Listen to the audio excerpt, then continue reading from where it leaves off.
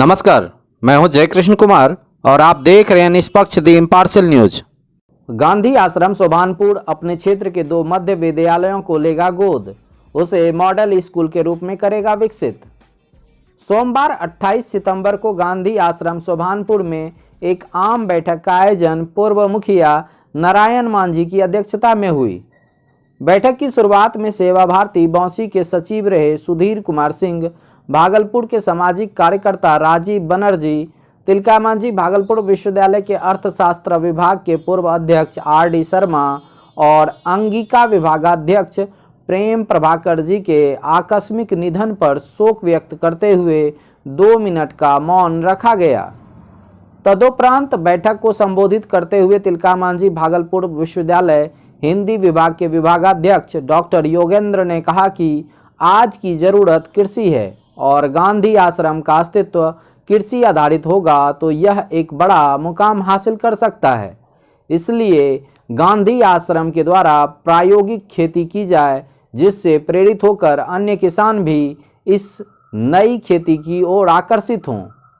आज रासायनिक उर्वरकों की मदद से की जा रही खेती से उपजे फसल केवल जहर बांट रहे हैं। ज़रूरत है हमें अपने पुराने खेती की ओर लौटने की। कार्यक्रम को संबोधित करते हुए गांधी आश्रम के संयोजक डॉक्टर मनोज मीता ने कहा कि गांधी आश्रम एक उदाहरण पेश करना चाहता है कि विकास का मतलब चमचमाती सड़कें, कंक्रीट के मकान या बड़े बड़े स्कूल ही नहीं है। विकास का मतलब संवाद है। आज समाज में फैले व्यभिचार का सबसे बड़ा कारण संवादहीनता है। गांधी आश्रम उस कमी को दूर करना चाहता है, एक वर्ग विहीन समाज का गठन चाहता है। बैठक को आश्रम की जमीन दात्री डॉक्टर सुजाता चौधरी, वरिष्ठ अधिवक्ता माहेश्वरी यादव, लक्ष्मण प्रसाद सिंह, गणेश यादव, मोहम्मद कलाम ने भी संबोधित किया।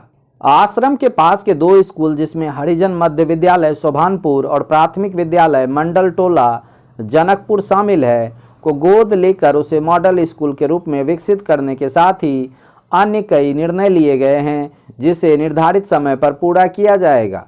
बैठक की अध्यक्षता कर रहे पूर्व मुखिया नारायण मांझी जी ने कहा कि गांधी आश्रम सोभानपुर आने वाले नए वर्ष में कुछ ऐसा करे कि देश दुनिया में इसका नाम हो।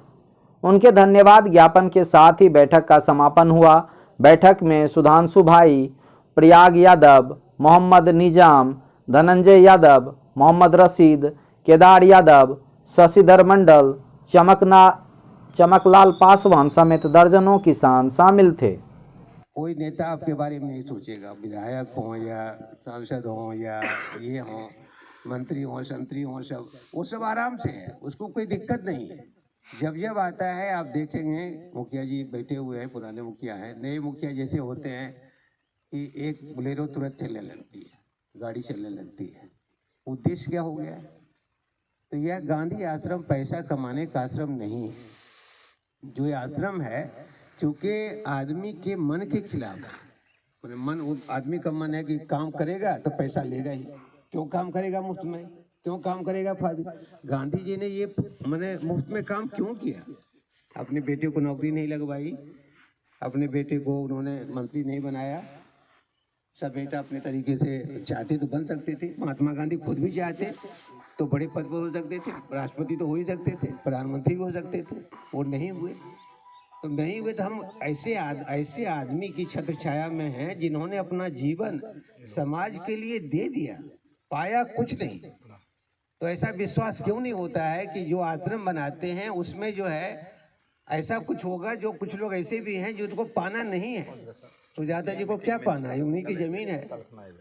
अब वो जमीन कितना हड़पेंगे, कहाँ ले जाएंगे? मनोज जी कहाँ जमीन को? जमीन तो यहीं रहने वाली। तो मुझे लगता है कि हम सब लोग गांव घर के बारे में, नई इंडस्ट्री खड़ी करने के बारे में, जो मर गया है कि क्या कहते हैं, एक वाला जो ये है वह मर गया है, उसको जीवित करने के बारे में, क्योंकि जीवन का वही आपका है जो आपको आगे बढ़ा सकता है।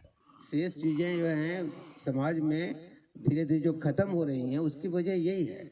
लड़का आपस में लड़ रहा है, परिवार आपस में लड़ रहा है, संयुक्त परिवार टूट रहा है, जहाँ पैदा ले रहा है, स्कूल जो है लगभग मर गया है। अब हम लोग कह रहे हैं कि 2 स्कूल को लेंगे गोद, अच्छी बात है, लेना भी चाहिए, लेकिन इतना बड़ा स्कूल का सिस्टम है, यह सिस्टम मारा जा रहा है, जानबूझकर खत्म किया जा रहा है कि सबको निजीकरण में ले जाना है। वहाँ मास्टर है भी, कोई देखने वाला नहीं है। जो कमेटी बनती है, कमेटी थोड़ा बहुत पैसा लेके उसको मैंने मास्टर के पक्ष में ही है। तो ये जो सिस्टम बर्बाद हो रहा है, यह निर्धन लोगों के लिए भयानक, मतलब क्या कहते हैं कि रास्ता उनका बंद हो रहा है, उनका रास्ता ब्लॉक किया जा रहा है। यूनिवर्सिटियाँ खत्म की जा रही है, समानांतर यूनिवर्सिटी बन रहा है, कहता है विदेश से यूनिवर्सिटी आएगी। इस सरकार ने भी कहा है कि विदेश वाला आकर के यहाँ यूनिवर्सिटी चलाएगा, तो हमारी यूनिवर्सिटी क्या होगा? बंगाल टूरिस्टों ने जाना अंग प्रदेश का इतिहास और भूगोल। भागलपुर के एक होटल में प्रख्यात इतिहासकार रमन सिन्हा, पुरातत्वविद शिवशंकर सिंह पारिजात, शिक्षिका छाया पांडे, लब्ध प्रतिष्ठित व्यवसायी आलोक अग्रवाल और सन्मार्ग के संपादक ब्रिजेंद्र दुबे जी से बंगाल से आए हुए सैलानियों ने प्राचीन अंग प्रदेश के गौरवमय इतिहास तथा भौगोलिक स्थिति के बारे में विस्तार से जाना।